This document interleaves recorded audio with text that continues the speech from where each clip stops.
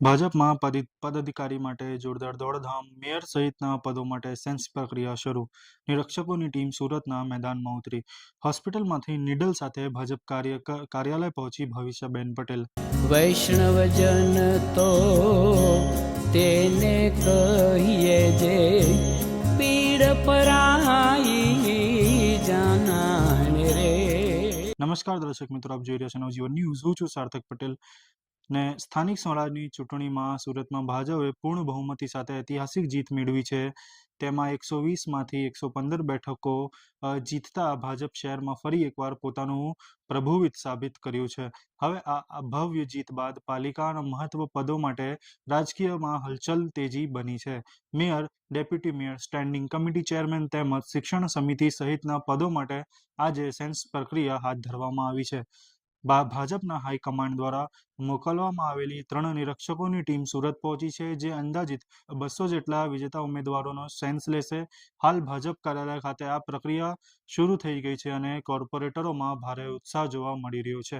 આ દરમિયાન એક અનોખો દ્રશ્ય પણ સામે આવ્યું છે, જેમાં વોર્ડ નંબર 1ના વિજય ઉમેદવાર ભવિષ્યબેન પટેલ છેલ્લા 2 દિવસથી હોસ્પિટલમાં સારવાર હેઠળ હતા, છતાંય પક્ષ પ્રત્યેની નિષ્ઠા દર્શાવતા તેઓ હાથમાં મેડિકલ નીડલ સાથે સીધા જ અસ્પતાલમાંથી ભાજપ કાર્યાલય પહોંચ્યા હતા. નિરીક્ષકો સમક્ષ પોતાનું રજૂઆત કરતી તેમને તસવીરો સોશિયલ મીડિયામાં વાયરલ થઈ રહી છે.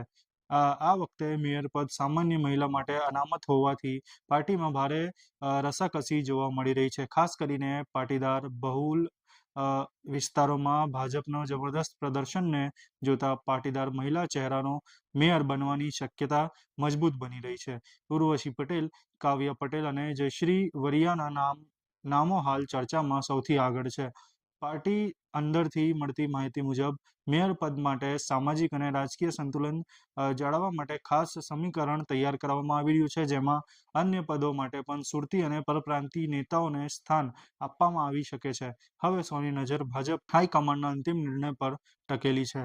આવો સાંભળીએ સુરત શહેરના ભાજપ અધ્યક્ષ પરેશ પટેલે શું કીધું. અમારે ભારતીય જનતા પાર્ટીની પરંપરા મુજબ કે દરેક વ્યક્તિને સાંભળવી, એટલા માટે નિરીક્ષકો આજે સુરત આવ્યા છે.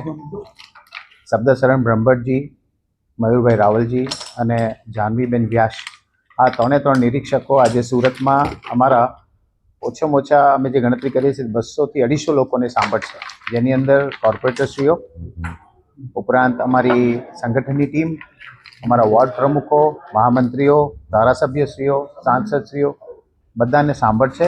એક એક વ્યક્તિને ઇન્ડિવિજ્યુઅલી બોલાવીને એમનો પોતાનો અભિપ્રાય લેશે અને ત્યારબાદ રિપોર્ટ તૈયાર થયા પછી ગુજરાત પ્રદેશના અધ્યક્ષ અમારી ટીમની સાથે બેસીને ચર્ચા કરીને નામોની ઘોષણા કરવામાં આવશે. એ તો અમારી એ ઇન્ટરનલ મેટર છે. એ બધી ચર્ચાઓ થશે. કઈ રીતે શું છે, કેટલા કેપેબિલિટી છે, સુરત શહેરના બજેટને ધ્યાનમાં રાખવામાં આવશે, સુરતના ડેવલપમેન્ટને ધ્યાનમાં રાખવામાં આવશે, જે વાતો ઉપર આપણે મતો લીધા છે વિકાસની વાતો ઉપર એને ધ્યાનમાં લેવામાં આવશે. આ દરેક વસ્તુને ધ્યાનમાં લીધા બાદ નક્કી કરવામાં આવશે. એ 4 પદ માટે ઉપરાંત અમારી શિક્ષણ સમિતિના સદસ્યો માટે સંપૂર્ણ જેટલી પણ બેઠકો છે, જેના માટેની દરેક બેઠકો માટેની ચર્ચાઓ થશે. આભાર. આવા જ મહત્વના સમાચાર માટે જોતા રહો નવજીવન ન્યૂઝ. સુરતથી સાર્થક પટેલની રિપોર્ટ.